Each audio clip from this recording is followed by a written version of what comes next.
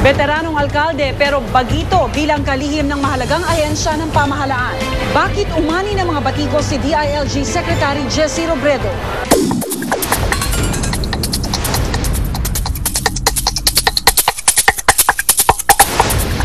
Mahigit 20 taong namuno bilang alkalde sa Naga City. Siya na ngayon ang pinakabagong kalihim ng isa sa pinakamalaking pambansang ahensya, ang Department of Interior and Local Government o DILG. Pero di pa man umiinit sa bago niyang pwesto, naharap siya ngayon sa kontrobersya.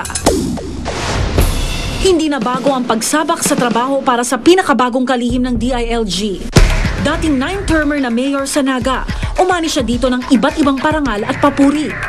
Taong 2000 naman ang ginawaran siya ng Ramon Magsaysay Award for Government Service, ang sinasabing Nobel Prize ng Asia. I've been elected 6 times already. My elections has not been a walk in the park. Pero nang tawagin ni Pangulong Noynoy Aquino para mamuno sa DILG, hindi lang lokal na pamahalaan ang iniwan niya, kundi isang napipintong fellowship sa Stanford University. Hindi naman kaila ang pagiging matapat ni Robredo sa pamilya ng Pangulo.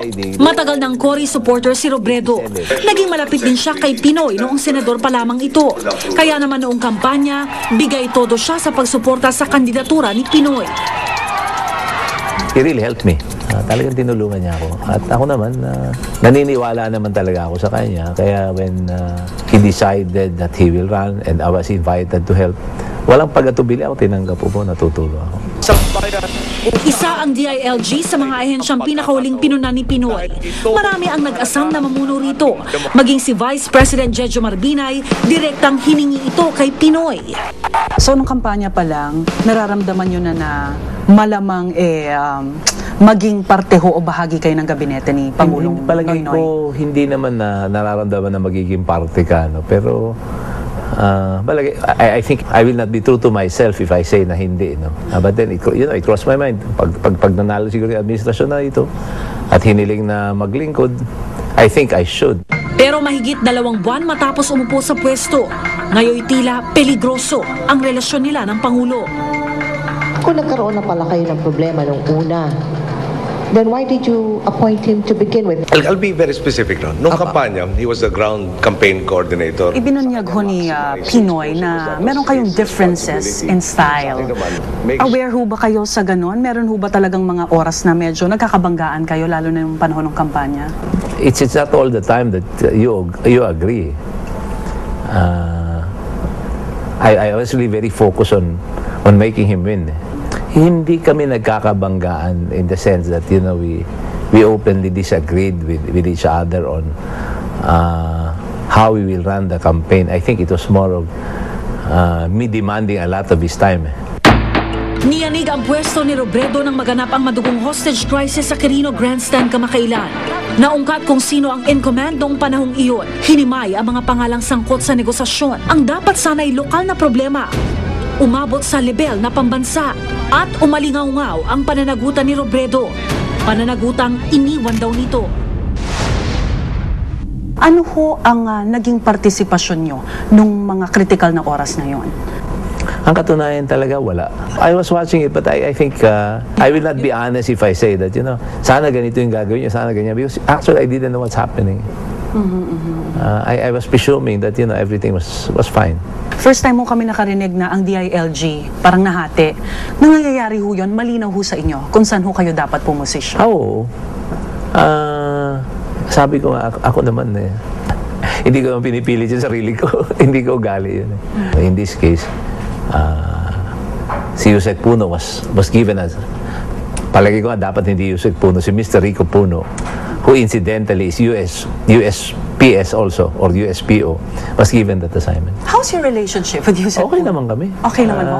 Yan ang ibig ko sabihin, nagkakaintindihan naman kung ano yung kailangan gawin. I think he knows what his responsibilities are, and I do understand what they are as well. So we recognize, Your Honor, that there are problems on cases involving police officers. Sari-sari ang nananawagan sa kanyang pagbibitiw. Hinihingi ang kanyang ulo sa palpak na kinahantungan ng krisis sa Quirino. May sinasabi ho na dapat itong IIRC hearing, kayo daw ang iniimbestigahan at hindi kayo ang nag-iimbestiga. You know, again, for those who do not know what happened, they will say that. No? Dalawa lang naman yan. Either hindi mo alam o galit ka sa akin. Kasi kung alam mo na yung totoo, you will say, you know, he's chair of NAPOLCOM. NAPOLCOM do oversight work and policy work for police. You know, I built a reputation for 19 years. Sinira yun ng 2 linggo. And to think that, you know, it's no fault of my own, it's really undeserved. At dito natin mapapansin na Dagdag pa rito ang revelasyon kung saan hindi kasama ang pangalan ni Robredo sa listahang isinumite ng Malacanang sa Commission on Appointments.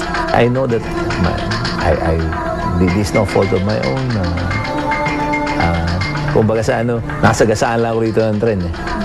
Of course, I was very embarrassed initially, but then I told myself that there is not much that you can do really, considering that it's beyond you. Dahil sa sunod-sunod na kontrobersya at mga batikos sa kanya, ilang beses na raw sumagi sa isip ni Robredo ang magbitiw sa pwesto.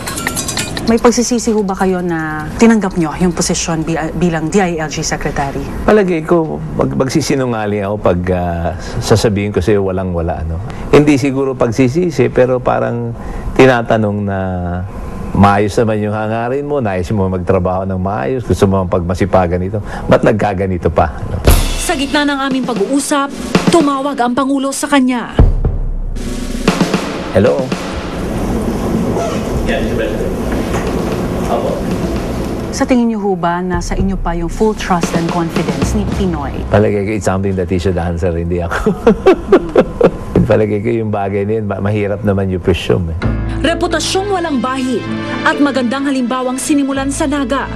Maipagpapatuloy pa kaya niya sa DILG? You mentioned po kanina, 19 years of government service, sinira ng 2 linggo. Medyo mabigat ho yung statement niyong yun eh. Hindi naman siya sinira in the sense that nasira yung ginawa ko. Pero yung ano ba, yung reputasyon. Na-trauma ba kayo? Hindi naman. Palagay ko hindi naman ako ganun ka-naive. Pero hindi ko kayang laruin yung laro. First of all, let's say for instance, I will not do PR work for myself here. I will not pay anyone just to build up my name, build up my image, clean this up for me. No, I will not do that. Because, you know, in doing that, I do not believe in myself anymore. Kaya sa akin, siguro yung larong yan, hindi talaga ako pwede. Kung ganyan yung laro sa Maynila, maling player ako. O mali yung larong nasa lihan ko. Mula sa maliit at masimpleng pamumuno sa Naga, ngayon napipilitang lumaro si Robredo sa mas mapangahas at mas malupit na politikang pambansa.